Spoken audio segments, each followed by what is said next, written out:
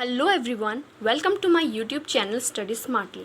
आज मैं जो आपके लिए टॉपिक लेके आई हूँ ये क्लास 8th की साइंस का टॉपिक है, that is cell structure and function. क्योंकि आजकल स्कूल्स जो हैं वो नहीं रेगुलरली चल रहे हैं तो काफ़ी इश्यूज़ कई बच्चों को आ रहे हैं, तो इसलिए मैं ये टॉपिक लेकर के आई हूँ ताकि वो अच्छे से जो है इस टॉपिक को समझ सके, क्योंकि बहुत इंपॉर्टेंट टॉपिक है। आगे भी ये टॉपिक जो है नेक्स्ट क्लास में भी 9th-10th में भी ये टॉपिक आगे तक जो है आता है, तो बहुत ही इंपॉर्टेंट ये टॉपिक है, इसलिए मैं यहाँ पे इसे लेके आई हूँ। तो सबसे पहले सेल होता क्या है। सेल जो है स्मॉलेस्ट यूनिट है हमारी बॉडी की। Smallest unit of our body is called cell, यानी कि सबसे छोटी इकाई को सेल कहा जाता है। ठीक है, यानी जिस तरह से घर जो होता है वो क्या करता है, एक एक ईंट जो है मिलकर के घर बनाती हैं, इसी तरह से एक एक सेल जो है मिलकर के पूरी बॉडी को बनाते हैं। ठीक है, बहुत सारे सेल्स, लाखों अरबों सेल्स जो होते हैं आपस में मिलते हैं और तब जा कर के किसी भी एक लिविंग ऑर्गेनिज्म की बॉडी जो होती है वो फॉर्म होती है। ये देखिए, मान लीजिए हमारे जो है सेल्स हैं, तो ये सेल जो होते हैं, ये सेल आपस में ज्वाइन होते हैं और बनाते हैं टिश्यूज़। ओके, अब ये टिश्यूज़ जो होंगे, बहुत सारे टिश्यूज़ जो होंगे आपस में मिलेंगे और ये बनाएंगे हमारा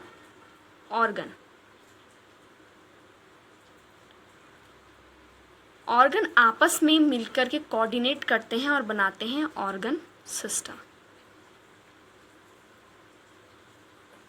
आई होप आपको क्लियर हो रहा है। ठीक है, तो जो हमारी बॉडी है वो तब जा कर के फॉर्म होती है। ठीक है, हमारी कंप्लीट बॉडी तब बनती है जब ये बहुत सारे सेल्स आपस में कनेक्ट होंगे तो टिश्यूज़ बनेंगे, टिश्यूज़ ऑर्गन बनाएंगे, ऑर्गन सिस्टम बनाएंगे, एंड देन हमारी बॉडी जो होती है बनती है।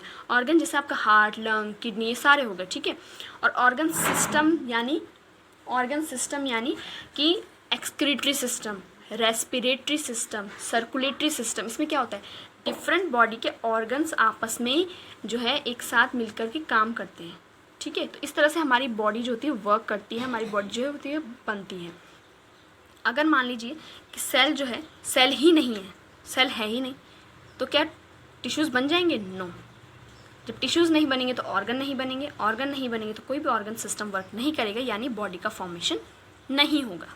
ठीक है, तो सेल बहुत ज़्यादा इम्पॉर्टेंट है हमारी बॉडी के फंक्शन के लिए।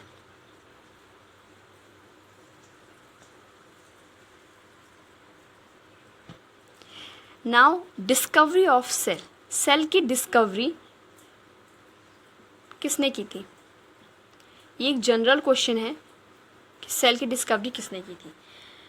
देखिए, सबसे पहले जो है रॉबर्ट हुक जो थे, इन्होंने सेल को डिस्कवर किया था 1665 में। ओके, 1665 में इन्होंने क्या किया, एक कॉर्क लिया, कॉर्केमियम, जो प्लांट होते हैं उसके बार्क का एक पार्ट होता है कॉर्क, उसे लिया और उसे इन्होंने माइक्रोस्कोप में देखा।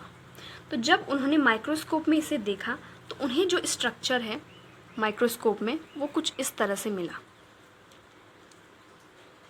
ठीक है, या मान लीजिए कि जो छोटे छोटे पार्ट हैं, जो बॉक्सेस हैं, इनको उन्होंने क्या नाम दिया, उन्होंने जब माइक्रोस्कोप में देखा तो उन्होंने देखा कि ये छोटे छोटे बॉक्सेस जो हैं वो दिखाई दे रहे हैं, तो उन्होंने कहा कि ये जो बॉक्सेस हैं, उन्होंने इसे एक टर्म दे दिया, इन्हें एक नाम दे दिया, दैट इज सेल।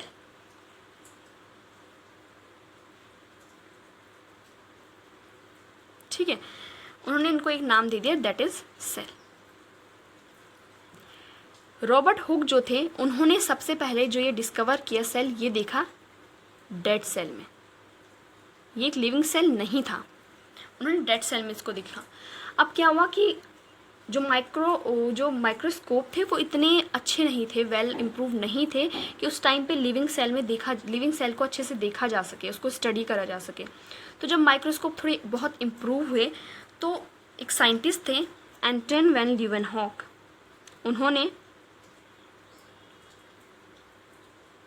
उन्होंने देन जो है लिविंग सेल को स्टडी किया, उसे देखा। ठीक है। तो अगर कोई आपसे पूछे, जनरली पूछे कि डिस्कवरी ऑफ सेल सबसे पहले किसने की थी, तो आप बोलेंगे रॉबर्ट हुक। लेकिन अगर पूछे that who discovered living cell, then you will say Anton van Leeuwenhoek. Okay, Anton van Leeuwenhoek ने सबसे पहले लिविंग सेल को डिस्कवर किया था, बट जनरली रॉबर्ट हुक ने सबसे पहले सेल की डिस्कवरी की थी। अब सेल जो होता है वो एक ऐसा स्ट्रक्चर है जिसका एक शेप या एक साइज या एक सिंगल नंबर नहीं होता है, ये अकॉर्डिंग टू ऑर्गेनिज्म वेरी करता रहता है। ठीक है, तो कहीं पे आपको ये किसी ऑर्गेनिज्म में इसका शेप अलग दिखेगा, किसी ऑर्गेनिज्म में इसका शेप और साइज आपको अलग दिखेगा, तो ये वेरी करता रहता है। तो सेल का जो शेप, साइज, स्ट्रक्चर, जो शेप, साइज है, नंबर है, ये सब कुछ चेंज हो जाता है अकॉर्डिंग टू ऑर्गेनिज्म। किसी में आपको सेल का शेप ऐसे दिखेगा, ठीक है, सर्कुलर, जनरली सर्कुलर ही होता है, बट हम ये नहीं कह सकते कि ऑलवेज सर्कुलर होता है। किसी में जैसे आप देखें अमीबा, अमीबा आपने इस तरह से होता है,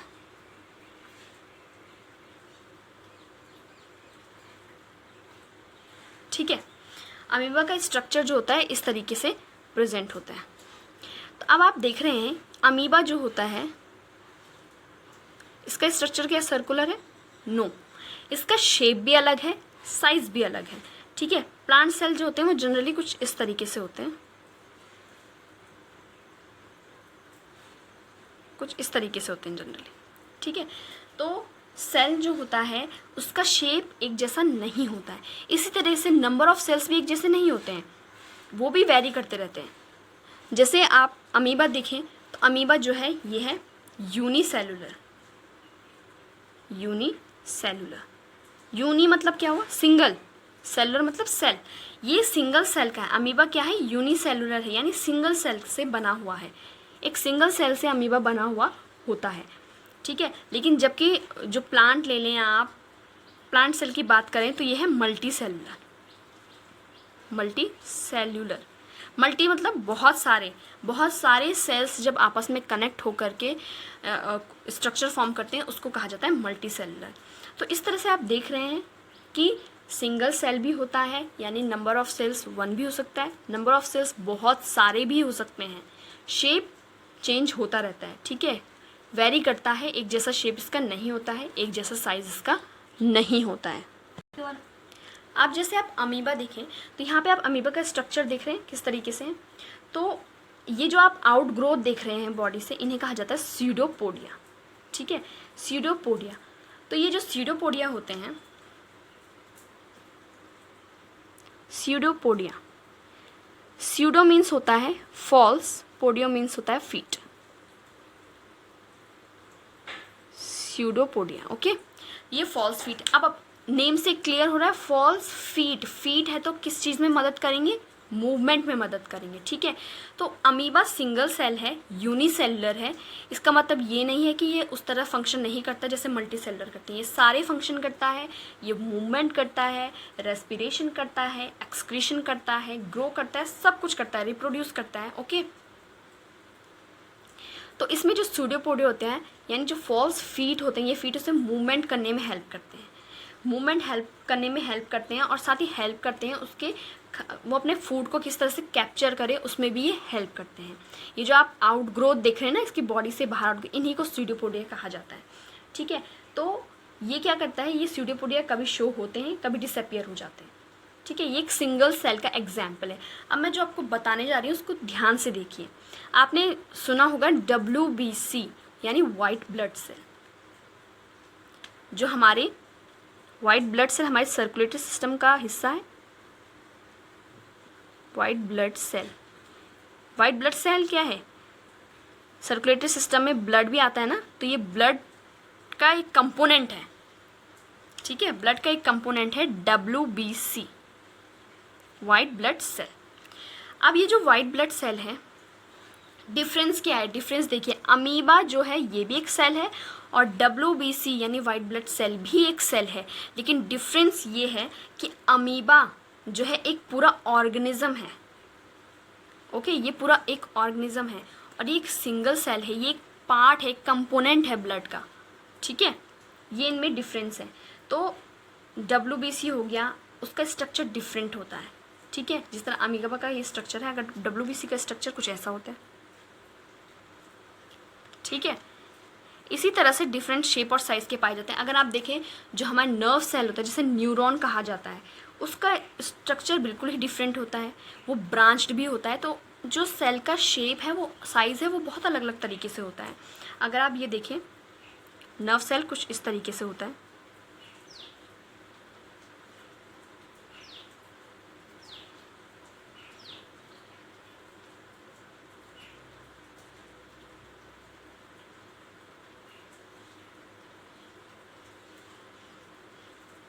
ठीक है। इस तरीके का उसका स्ट्रक्चर होता है।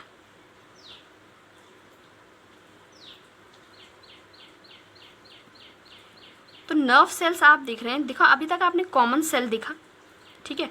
आपने इरेगुलर शेप देखा, जैसे किसका था, अमीबा जो था इरेगुलर था, ठीक है। अब आपने उसके बाद WBC देखा, तो उसका शेप क्या है, कुछ सर्कुलर सा है, ठीक है। लेकिन यहाँ पे आप जब नर्व सेल देख रहे हैं, तो आपको नर्व सेल कैसे देखने को मिल रहा है, ये एक ब्रांच तरीके से है। आपको इसकी ब्रांचेस देखने को मिल रही हैं, ये देखिए, ये इसकी ब्रांचेस हैं। तो हम ये नहीं कह सकते कि सेल एक पर्टिकुलर शेप का, उसकी डिफरेंट ब्रांचेस भी होती हैं, ब्रांचेस भी हो सकती है, अनब्रांच्ड भी हो सकता है। जैसे ये नॉर्मल सेल्स ये अनब्रांच्ड है, ठीक है। तो सेल के different shape, different sizes, different number होते हैं। आप कोई सेल जो होता है स्मॉल होता है, कोई सेल लार्ज होता है। जैसे नर्व सेल देख रहे हैं आप, कितना लार्ज है ना, नर्व सेल। तो ये एक जनरल ओवरव्यू था सेल का, कि सेल क्या होता है, उसका स्ट्रक्चर मैं आपको अगली वीडियो में बताऊंगी। लेकिन ये एक बेसिक था कि सेल का शेप, साइज जो होता है, वो डिफरेंट चेंज होता रहता है, ठीक है। तो अगले वीडियो में मैं आपको बताऊंगी कि सेल का स्ट्रक्चर, उसका फंक्शन, ठीक है। जैसे सेल होता है, अभी तो सिर्फ सेल बताया है, सेल भी जो होता है, सेल के अंदर भी बहुत कुछ होता है, ठीक है। सेल के अंदर सेल मेम्ब्रेन के बारे में मैं आपको बताऊंगी, ठीक है। सेल वॉल होता है, जो आउटर कोटिंग होता है, जो सेल को प्रोटेक्ट करता है। ये सब मैं आपको नेक्स्ट वीडियो में आपको कवर अप करूँगी।